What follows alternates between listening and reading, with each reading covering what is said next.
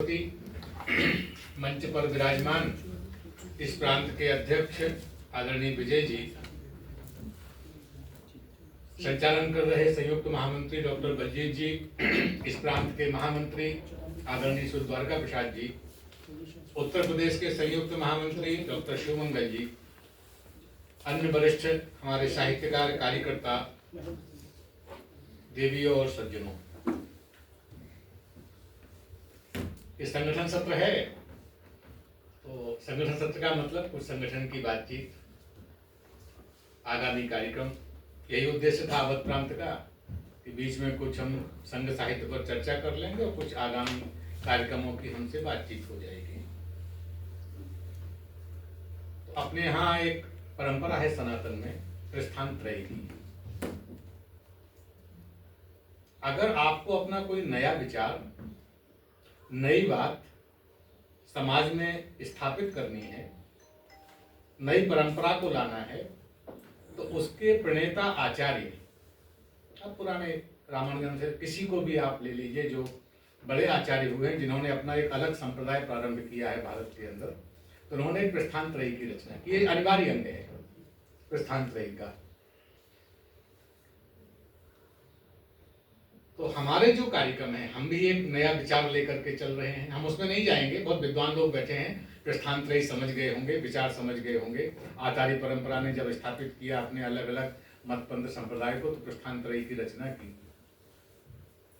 साहित्य परिषद भी एक नया विचार लेकर के समाज के सामने आया अपने स्थापना काल से ही।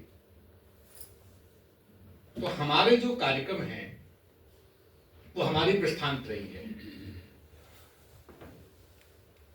क्योंकि उन्हीं कार्यक्रमों के माध्यम से हम अपने विचार को, अपने काम को, अपने प्रभाव को, अपने बात को, अपने कार्यकर्ता के व्यवहार को, अपने कार्यकर्ता के श्रेय को हम समाज में स्थापित करना चाहते हैं।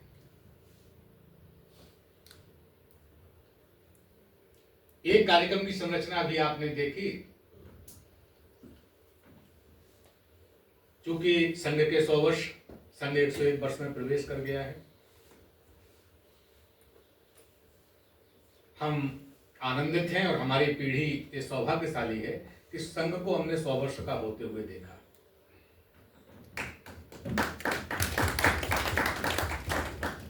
तो हमारी जिम्मेदारी बनती है, क्योंकि हम वैचारिक क्षेत्र में काम करते हैं, तो संघ का जो विचार है, संघ का जो ध्येय है, हम वैचारिक क्षेत्र में काम करते हैं, इसलिए हमारी जिम्मेदारी और बनती है कि संघ ने जो वैचारिक क्षेत्र में काम किया वो समाज के सामने जाए।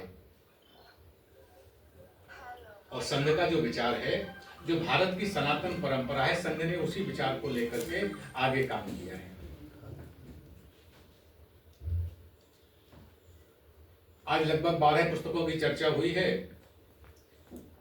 परिषद ने एक संग्रह, विजय जी ने अपने उद्बोधन में शुरुआत में कहा था, वो 1560 पुस्तकों का संकलन है। डॉक्टर बलजीत जी, ये दोनों अपने आदर्श सिंह जी, आदर्श द्विवेदी जी, और एक उसके 11 लोग उस संपादक मंडल में थे। उन्होंने बहुत मेहनत की है 3 महीने, और 1560 पुस्तकों का संकलन आपके सामने लाए हैं, देश के सामने लाए हैं।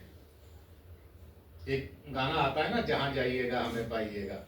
तो संघ का भी वैसा ही काम है कि जितने व्यापक क्षेत्र हैं, आप जहां दृष्टि डालेंगे संघ का काम आपको वहां मिलेगा। आप किसी भी क्षेत्र में चले जाइए। तो साहित्य परिषद के कार्यकर्ताओं ने तय किया कि संघ का जो साहित्य है उसको हम जरा श्रेणी सा विभाजित करके तो देखें किस श्रेणी में कितनी पुस्तकें हैं। तो उसका वैचारिक क्षेत्र, संरक्षण के लिए संघ ने कौन सा काम किया, घुसपैठ के लिए संघ ने कौन सा काम किया, आपातकाल के समय संघ ने कौन सा काम किया, देश का जब विभाजन हो गया उस विभीषिका में संघ के कार्यकर्ताओं ने कैसा काम किया, सेवा का काम जो चल रहा है उसमें कैसा काम किया।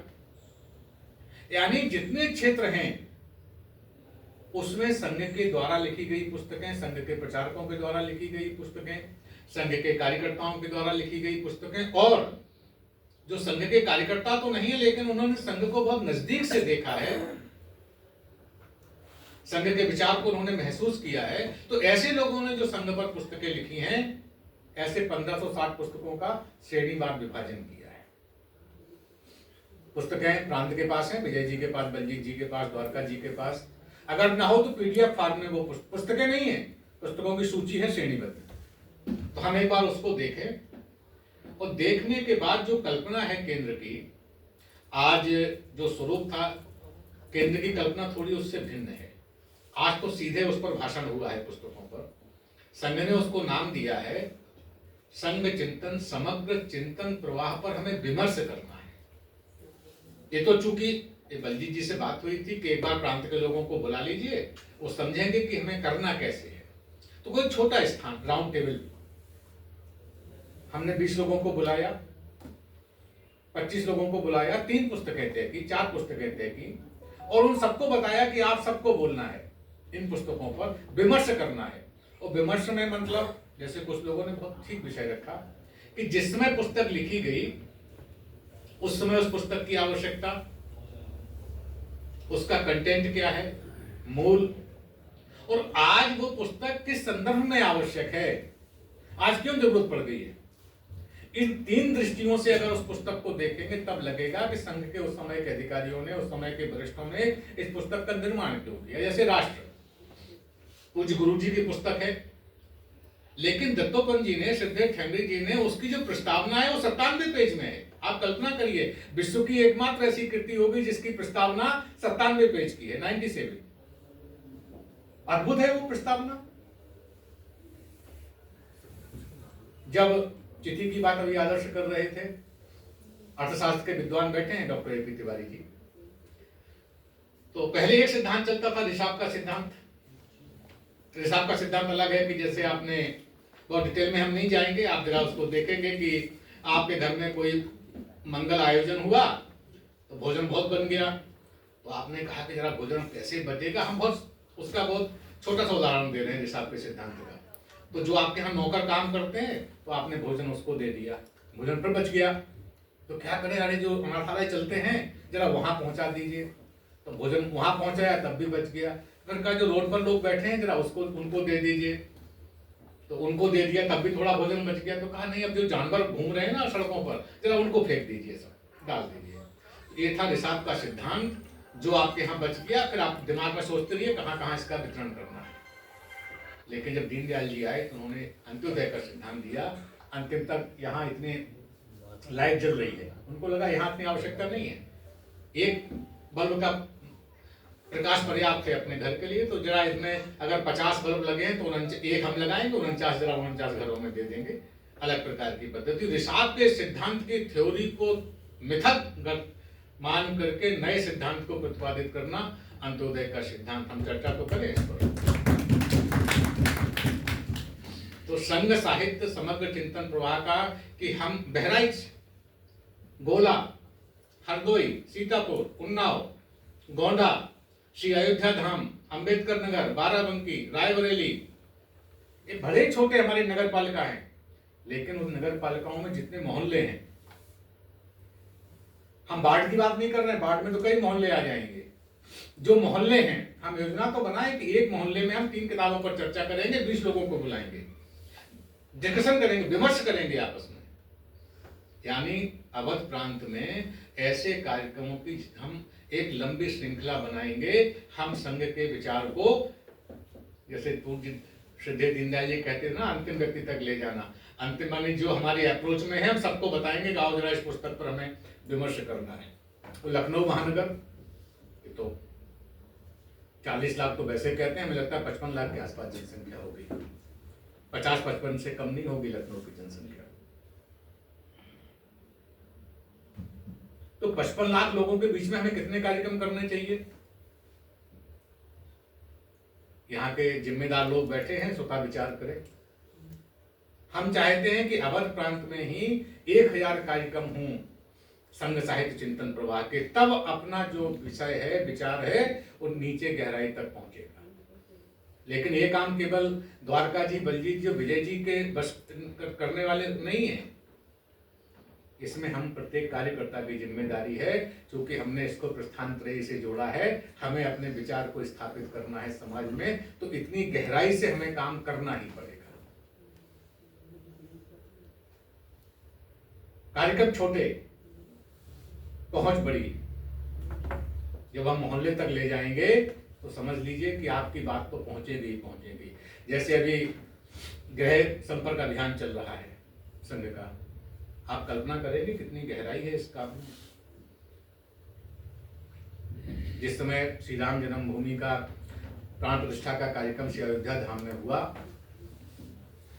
उस समय अक्षत, निमंत्रण या समर्पण राशि के लिए हम सब कार्यकर्ता दरवाजे दरवाजे गए, लेकिन जब देश का आंकड़ा आया तो 13 करोड़ परिवारों में संघ के कार्यकर्ताओं ने दस्तक दी थी। निमंत्रण पीले अक्षत चावल से लेकर के और समर्पण राशि के अभियान तक 13 करोड़ परिवारों में संघ के कार्यकर्ता पहुंचे थे।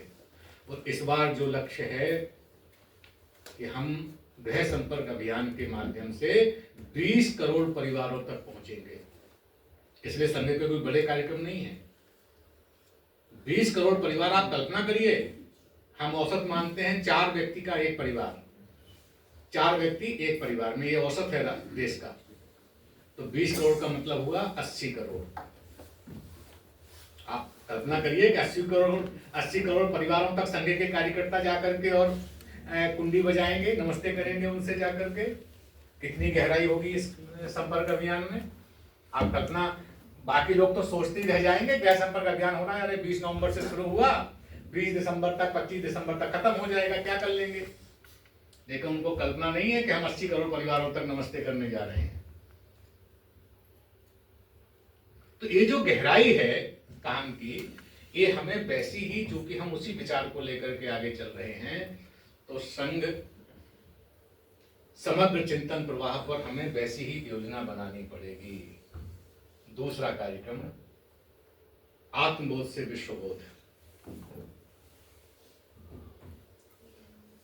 ये जो पंच परिवर्तन का विषय है, पंच परिवर्तन में पहला विषय है 100, कुटुंब प्रबोधन, नागरिक कर्तव्य, सामाजिक समरसता, पर्यावरण। तो इसका जो पहला विषय है 100, वही है आत्मबोध से विश्वबोध। इसके बड़े आयोजन,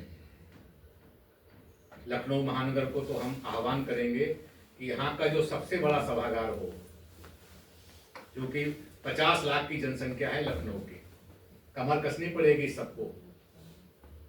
जो सबसे बड़ा सभागार हो लखनऊ का, हम इस, चूंकि हमें समाज को दिखाना भी है, संघ चिंतन, संघ पर जो है वो गहराई तक जाना है, और आत्मबोध से विश्वबोध, ये हमें समाज को दिखाना है।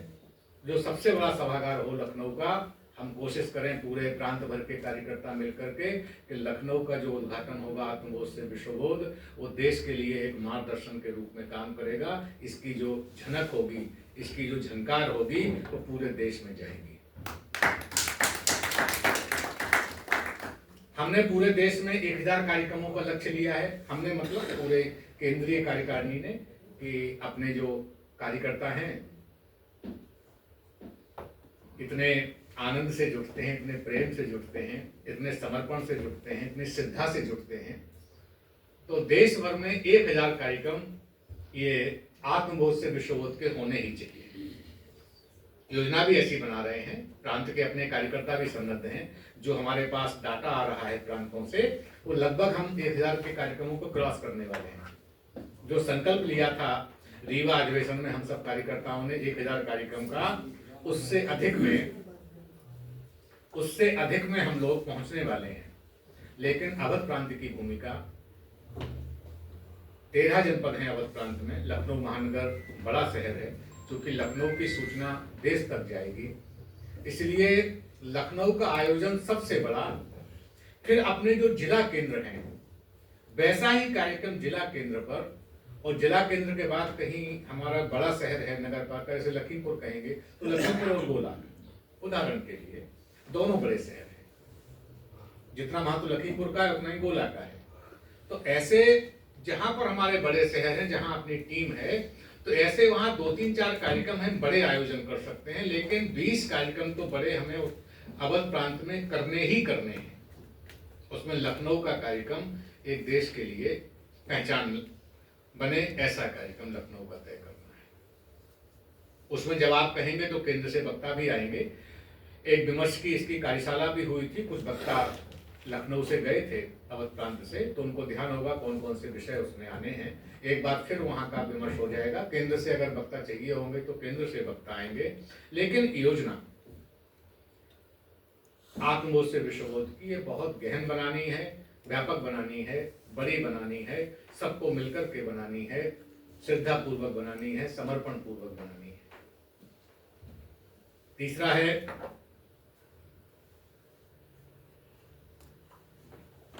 चूंकि हम में से 90 के आसपास 90% पंचायत, हम 100% भी कह सकते हैं, साहित्य परिषद में हम साहित्यकार भी हैं, कवि भी हैं।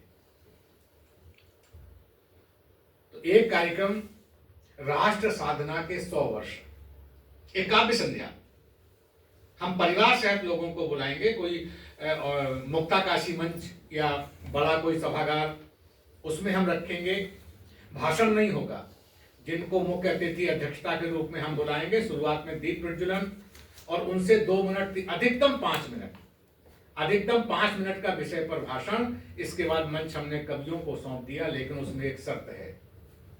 इस शर्त का पालन देश भर के कार्यकर्ताओं को जिम्मेदारी से करना है। पहला, उसमें कोई श्रृंगार रस का वाचन नहीं होगा, उसमें कोई वीर रस का वाचन नहीं होगा, उसमें कोई हास्य रस का वाचन नहीं होगा।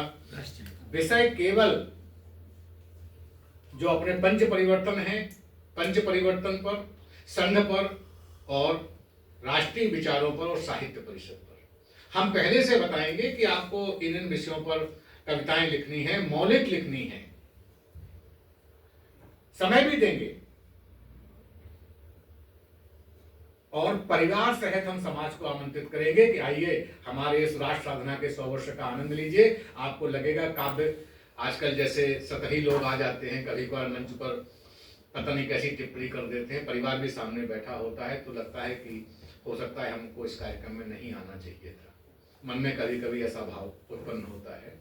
तो आप जिम्मेदारी से कह सकते हैं कि हमारे इस कार्यक्रम में आइए, परिवार सहित आइए, बच्चे को भी लाइए और अपने घर के अपने बुजुर्ग को भी लाइए और परिवार सहित बैठ करके हमारे इस काव्य संध्या का आनंद लीजिए।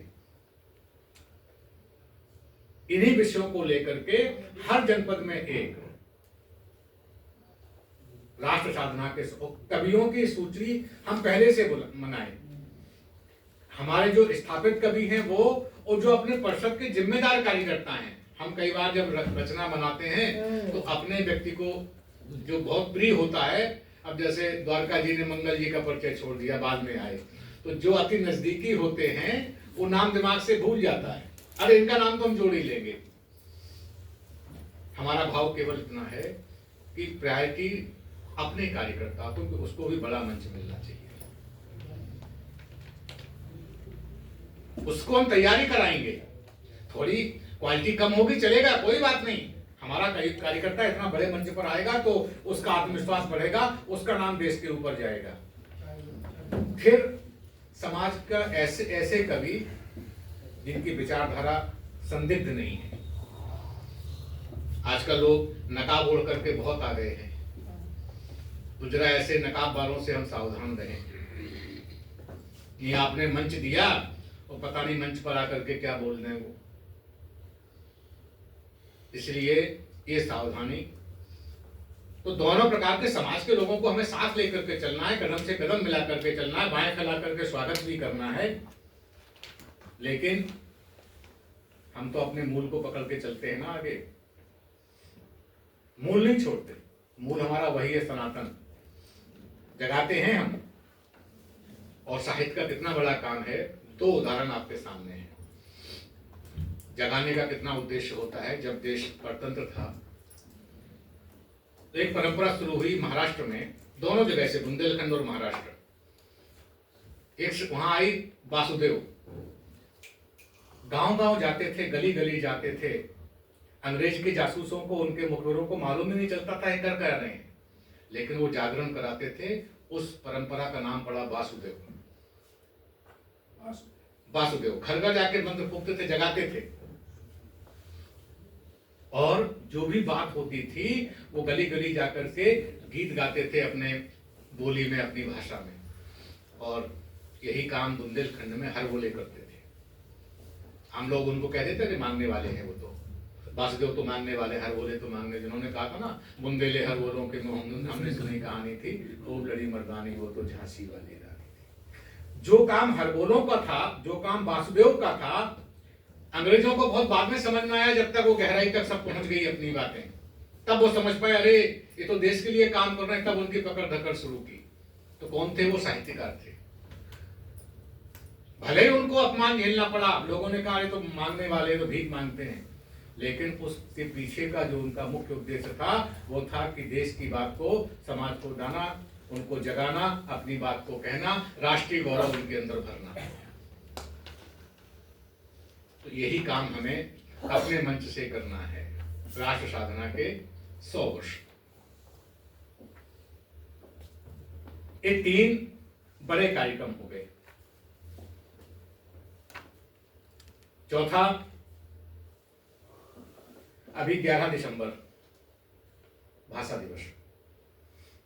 आग्रह था, बात हो सकता है नवंबर के बाद से आप तक पहुंचने में समय लगा हो, लेकिन भारत के स्वाभिमान के लिए, भारत की एकात्मता के लिए भाषा दिवस बहुत आवश्यक है। हम जिसके लिए काम कर रहे हैं आज उसी पर संकट है। भारत की भाषा भारत की एकात्मता के लिए है। आजकल लोग उसको अस्मिता का प्रश्न बना दिए। नाम किसका दिया? इस सरकार ने सुब्रमण्यम भारती, अद्भुत नाम था। उनके नाम पर भारतीय भाषा दिवस का शुभारंभ किया है। तमिल संगमम काशी में होता है। पांचाली उन्होंने खंड काव्य लिखा। लेकिन साहित्य परिषद के कार्यकर्ताओं की जिम्मेदारी बनती है कि हम भारतीय भाषा दिवस को भारत के विमर्श में ले आए। 11 दिसंबर, और यह काम भारत की एकात्मता के लिए बहुत आवश्यक है। आजकल तो गूगल का जमाना है। पुराने जमाने में जाइए, अगर हमें बंकिम दा को पढ़ना है, बंकिम बाबू को पढ़ना है, तो लोग बंगाली सीखते थे। अगर हमें देवकीनंदन खत्री को पढ़ना है तो हम हिंदी सीखेंगे। अगर हमें संत ज्ञानेश्वर की ज्ञानेश्वरी पढ़नी है तो हम मराठी सीखेंगे। ये भारत की एकात्मता की बात थी। भारत का वैविध्य कभी खंडित करने के लिए नहीं हुआ। भारत का वैविध्य अपने ज्ञान परंपरा को बढ़ाने के लिए, भारत की एकात्मता को बढ़ाने के लिए हुआ है। भारत की प्रत्येक भाषा में अद्भुत साहित्य है, प्राचीन साहित्य है, और पूरा विपुल भंडार है। अक्षय भंडार जिसको हम कहते हैं, अक्षय भंडार है। लेकिन आज उसको लोग अस्मिता बनाने की कोशिश कर रहे हैं। परिषद की जिम्मेदारी है कि भारतीय भाषा दिवस भारत की एकात्मता के लिए, जैसे नारद जयंती इस देश का उत्सव हो गया, विश्वकर्मा जयंती इस देश का उत्सव हो गया, ऐसे ही भारतीय भाषा दिवस ये भारत के स्वाभिमान के लिए, भारत की एकात्मता के लिए। अभी अवध प्रांत की इकाई ने 11 दिसंबर को काम किया था, इस पर संगोष्ठी हुई थी। हिंदी विभाग कहीं कहीं कर्मकांड करता है इस विषय में। हम कर्मकांड शब्द का प्रयोग कर रहे हैं जानबूझकर। लेकिन अगर परिषद के कार्यकर्ताओं ने अपने इस काम को हाथ में लिया तो आप समझिए कि अगले 2 साल, 3 साल, 4 साल, 5 साल, क्योंकि लॉन्ग टर्म योजना है, कोई शॉर्ट टर्म योजना नहीं है, हम अपने इस विषय को स्थापित कर ले जाएंगे समाज में। और ये भारतीय भाषा दिवस का स्थापित होना भारत की एकात्मता के लिए, भारत के लिए बहुत आवश्यक है। तो हम अपने कैलेंडर में इसको जरूर स्थान दें। अगला विषय था 150 वर्ष पूरे हुए हैं वंदे मातरम।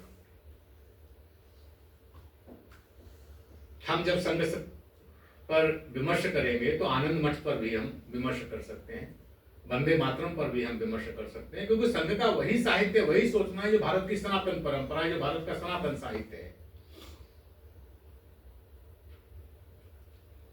संघ केवल उसी विचार को लेकर के आगे बढ़ा और वही हमारा मूल है।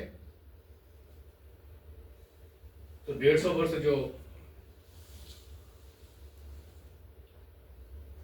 वंदे मातरम के हुए हैं, एक बार जरा हम उस विमर्श को भी हम अपने साथ लेकर के चले, अपने कैलेंडर में उसको स्थान दें। हम परंपरा की बात करते हैं तो अपने जो तीनों कार्यक्रम हैं अनिवार्य, वर्ष प्रतिपदा, श्री गुरु पूर्णिमा और शरद पूर्णिमा। वर्ष प्रतिपदा व्यास जयंती और वाल्मीकि, और फिर जो नैमित्तिक कार्यक्रम है हम उसका कैलेंडर बनाएं। हम बार बार आग्रह कर रहे हैं अपनी इकाइयों से, प्रांत से लेकर के और जिला इकाई तक, कि जब तक आप कैलेंडर नहीं बनाएंगे, अपने आप को एक सांचे में नहीं रखेंगे, बिखराव रहेगा। तो जब मन आया, विजय जी का फोन गया, अच्छा ये कार्यक्रम करना है, चलो अगला रविवार खाली है हम कर लेते हैं। अगला रविवार खाली ऐसे नहीं करना है, हमारी योजना है कि इस रविवार को क्या होना है। हमारा कैलेंडर बना है, जो 5 पृष्ठ का पत्र केंद्र ने जारी किया है, आप देखेंगे उसमें वार्षिक कैलेंडर है केंद्र का। तो उसी आधार पर उन केंद्र के कार्यक्रमों को समायोजित करते हुए आपके प्रांत का कैलेंडर, और प्रांत के कार्यक्रमों को समायोजित करते हुए जनपद का कैलेंडर, ये बनना ही चाहिए। क्योंकि जब हम योजनाबद्ध रूप से काम नहीं करेंगे तो काम में बिखराव होता है। हमारी सुबह से शाम तक जब घर में हम रहते हैं तो हमारी एक दिनचर्या है कि हमें प्रातःकाल इतने बजे उठना है, बच्चों को इस समय बस लेने के लिए आएगी, फिर इस समय हम जलपान बनेगा, फिर इस समय हम ऑफिस जाएंगे, फिर इस समय हम आएंगे, फिर इस समय भोजन करेंगे, फिर शाम के समय बच्चे इस समय ऑफिस से स्कूल से वापस आएंगे, उस समय हम इसको बस से पिकअप करने के लिए जाना है, फिर हम ये काम करेंगे, रात में इस समय भोजन करेंगे, फिर रात में उस शादी विवाह में जाना है, पहले से निमंत्रण है तो डायरी में लिखा हुआ है। जैसे सुबह से रात तक की हमारी घर की दिनचर्या है, वैसे ही हमें संगठन की दिनचर्या अगर व्यवस्थित रखना है, काम का प्रेशर नहीं चाहिए। और सबके एक संयोजक, सब काम अध्यक्ष और महामंत्री अगर करने लगेंगे तब तो गड़बड़ हो जाएगा, सारा काम उसी के स्तर पर आएगा। हर काम का, हर विधा का एक संयोजक। आपने बनाया, थोड़ी पूछताछ की, और जरा एक बार कार्यक्रम थोड़ा कमजोर होगा, होने दीजिए, लेकिन कार्यक्रम तो होगा ना। हमें संख्या नहीं चाहिए कि 1000 संख्या आप कर रहे हैं। आपने अपने शहर में कार्यक्रम किया, 10 लोग आए, आपने एक कदम तो आगे बढ़ाया। हमें एक उदाहरण आता है कि थोड़ा विषय हट करके है इससे, जनसंघ जब बना 51 में, तो अब कहां से लाएं उम्मीदवार। अब चूंकि पार्टी अखिल भारतीय स्तर पर ले जाना है तो चुनाव लड़ना जरूरी है, अपने विचार को ले जाना है। तो आया कि अब किसको लड़ाया जाए, तो पता लगा जितने संघ चालक हैं बोले सबको खड़ा कर दो। अब संघ चालक, अब संघ का आदेश आ गया कि भाई जितने संघ चालक हैं वो सब चुनाव लड़ेंगे। फिर आया, अरे अभी तो बचे हुए, अभी तो सीटें हुई नहीं पूरी, अच्छा तो जितने विभाग प्रचारक है उनको लड़ा दो। ऐसे उम्मीदवार आते थे, सबको हारना था, पता था कि हारने के बाद फिर हमें संघ का काम करना है। तो राजनीति सर पर नहीं चढ़ती थी, लेकिन संगठन का आदेश है इसलिए चुनाव लड़ना है। लेकिन जब 5 साल के बाद जब फिर चुनाव होता था, ये बात संगठन के लिए बड़ी महत्वपूर्ण है। तो फिर जिनको आदेश हुआ कि अरे भाई तुम जरा छुट्टी ले लो 1 महीने की संघ से, जरा चुनाव लड़ जाओ, 1 महीने के बाद फिर जरा अपना काम करना। तो 1 महीने वो काम करता था, फिर संघ का काम करता था। तो जो महत्वपूर्ण बात है वो ये है कि वो फिर वो कार्यालय पर जब मतगणना हो जाती थी तो जो कार्यालय प्रमुख होते थे, कुछ सीनियर लोग बैठते थे, वो कहते थे अच्छा ये इस विधानसभा में पिछली बार तो हमें 1000 वोट मिला था, इस बार 1200 वोट मिले। तो लोग ताली बजाते थे, अच्छा 200 मत बढ़ गए हमारे, माने हमारा विचार 200 लोगों तक अधिक पहुंच गया। ये महत्वपूर्ण है। हारना था ये तो निश्चित था, लेकिन हम लोग प्रसन्न किस पर होते थे, पुराने लोग, कि पिछले रिकॉर्ड रहता था कि अच्छा इस विधानसभा में 1000 वोट मिले, इस बार हमें 1200 मिल गए, मानी हमारे लिए 200 फॉलोवर्स बढ़े हैं। ये उस समय के कार्यकर्ताओं के लिए आनंद देने की बात होती थी, लोग इस पर ताली बजाते थे। तो यही बात है कि हमें 20 लोग होंगे कोई बात नहीं, लेकिन हम अपनी संगोष्ठी जिसको हम संयोजक बनाएंगे वो अपने दम पर करेगा, अपने बल पर करेगा। कहीं कमजोर पड़ेगा तो पीछे से हम आ जाएंगे। तो हर कार्य विभाग का एक संयोजक बनाना, पीछे से उसकी चिंता करना, लेकिन कार्यक्रम सब होने हैं। हमें कर्मकांड नहीं करना है। कर्मकांड की जगह पर हमें जिम्मेदारी से प्रयत्न करना है, और जो हमने तय कर लिया है वो सारे के सारे काम हमें करने हैं। नियमित मासिक बैठक, नियमित, ये प्रांत से लेकर और जिला इकाई तक हमें करनी ही करनी है। और प्रत्यक्ष, आजकल कोविड ने एक नया तंत्र दे दिया ना कि जरा ऑनलाइन बैठक कर लेते हैं। आवश्यकता उसकी भी है, ऑनलाइन भी करिए। कार्य के लिए जो संसाधन चाहिए, जो आवश्यकता लगे वो सब करिए, लेकिन एक बार प्रत्यक्ष भी मिलिए। आंख में आंख डाल करके कार्यकर्ता से बात करिए।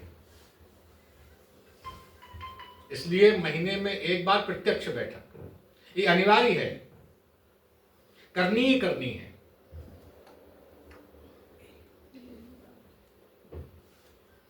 और जिनको लगता है कि हम जिम्मेदारी का ढंग से पालन नहीं कर रहे हैं, नहीं हो पा रहा है, तो कृपया अपने जैसा योग्य सक्षम कार्यकर्ता का निर्माण करिए।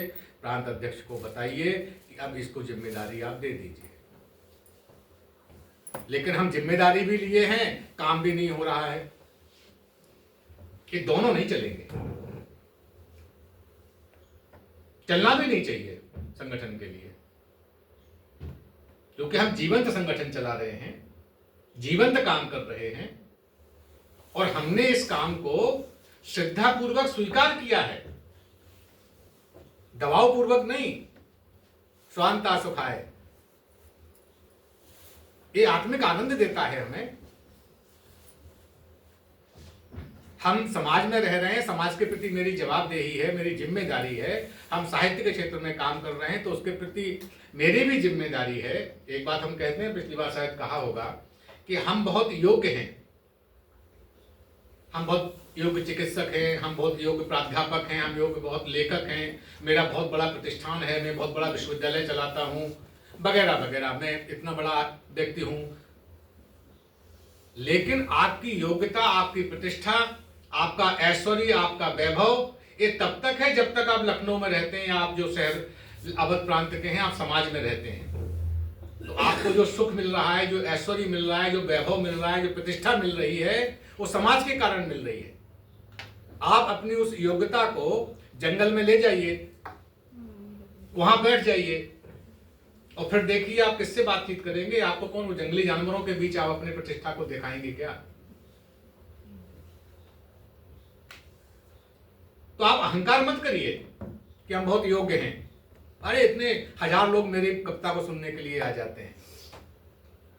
मैं जब भाषण देता हूं तो 1 लाख लोग आते हैं। ये तब प्रतिष्ठा है जब समाज ने आपको दी है, आप समाज के अंदर हैं। आप समाज के बाहर जाएंगे तो आपकी प्रतिष्ठा गौण हो जाएगी। इसलिए मैं विनम्र निवेदन करता हूं कि जिस समाज ने आपको ऐश्वर्य दिया है, धन दिया है, प्रतिष्ठा दी है, आदर दिया है, उसके प्रति आपकी जिम्मेदारी है। आप दोनों एक दूसरे के पूरक हैं, विलोम नहीं है। इसलिए उस समाज को, अपने यहाँ की तो परंपरा है और हम सनातन को मानने वाले हैं कि जब कोई 1 रुपए देता है तो हम उसको कुछ रुपए जब व्यवहार करने जाते हैं, अच्छा मेरे बेटे की शादी में 1 रुपए दे करके गया था, तो पीछे से श्रीमती जी कहती हैं, अरे 1 रुपए उसमें लिखा हुआ है, जरा 1.25 रुपए दे करके आइए, माने कुछ बढ़ा करके देना। ये परंपरा है भारत की। तो समाज जो हमें दे रहा है तो उससे बढ़ा करके हमें देना है ना कुछ, इसीलिए हमने इस काम को स्वीकार किया है। हम इसमें प्रतिष्ठा भी, हम जब यहां आए तो लोग अपना पैसा खर्च करके आए, अपना समय खर्च करके आए, और यहाँ पर बैठ करके जरा किसी ने कुछ कह भी दिया होगा, सब सुनते क्यों? क्योंकि हमने इस काम को आनंद पूर्वक मन पूर्वक स्वीकार किया है कि यह काम राष्ट्र का काम है, ईश्वरीय काम है। इस काम में हमें अपना सब कुछ लगा करके परिवार को देखते हुए इस काम को करना है, इसलिए मैंने इसको स्वीकार किया। तो जब इस भावना से हम काम कर रहे हैं तो उसी भावना से प्रैक्टिकल भी तो काम करें। रीवा का अधिवेशन, बलजीत जी कह रहे थे अपने शुरुआती उद्बोधन में कि लोग 7-7 दिन की यात्रा को करके, आप कल्पना कर सकते हैं कि पहले वो बस से चले, त्रिपुरा से, नागालैंड से, मिजोरम से जो बहनें और साहित्यकार बंधु आए थे, वो पहले उन्होंने 2 दिन की बस की यात्रा की, तब वो अपने राजधानी आए। और एक बहन तो 3 दिन की बस की यात्रा करके राजधानी पहुंची थी, अकेली थी। इसके बाद वो 3 दिन की उसने ट्रेन की यात्रा की, तब वो जबलपुर रीवा पहुंची। मानी 6 दिन उसको आने में लगे और 6 दिन उसको जाने में लगेंगे, 3 दिन उसने वहां बिताए।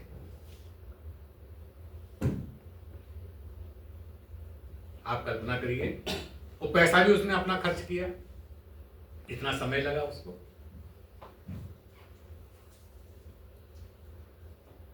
और जब वो शोभा यात्रा निकली तो सबसे बिल्कुल आनंद विभोर थी वो बहन उस शोभा यात्रा में, जो उसको आनंद मिल रहा था अंदर से। 1100 लोग थे देश भर के, और पहली बार मातृशक्ति 265 1100 में 265 मातृशक्ति थी। इस अधिवेशन में इतनी बड़ी संख्या में पहली बार मातृशक्ति आई। हमेशा आती है लेकिन इतनी अधिक संख्या में पहली बार आई। वो मातृशक्ति बहुत प्रसन्न थी। और जो 3 दिन का नियोजन था, पहले दिन पहले प्रदर्शनी का उद्घाटन हुआ। देश भर के जो अब तक पिछले 2021 अलीपुर से लेकर के और रीवा तक के जो कार्यक्रम थे, जरा उनका प्रस्तुतिकरण हुआ उस प्रदर्शनी के माध्यम से। फिर उद्घाटन का कार्यक्रम था। उद्घाटन में अपने इस भारत गणराज्य के पूर्व राष्ट्रपति आदरणीय रामनाथ कोविंद जी, और भाषा पर जो विषय वक्तव्य देना चाहिए वो सब का सब दिया उन्होंने। बहुत गजब का भाषण था कोविंद जी का। शाम को शोभा यात्रा, लगभग 3.5 किलोमीटर की यात्रा थी। तो अपनी जो परंपरा है, आगे वैदिक साहित्य था, चारों वेद थे, उपनिषद थे, पुराण थे, मानस था, वाल्मीकि रामायण थी। उनका पहले वैदिक परंपरा से पूजन हुआ। पूजन करके उनको पालकी पर स्थापित किया गया। आगे पालकी, पीछे बग्घी, बग्घी के पीछे वहां के लोक वाद्य, और उसके पीछे अपने साहित्यकार। वो दृश्य बड़ा आनंददायक था रीवा के लिए और हम सब के लिए। रात्रि में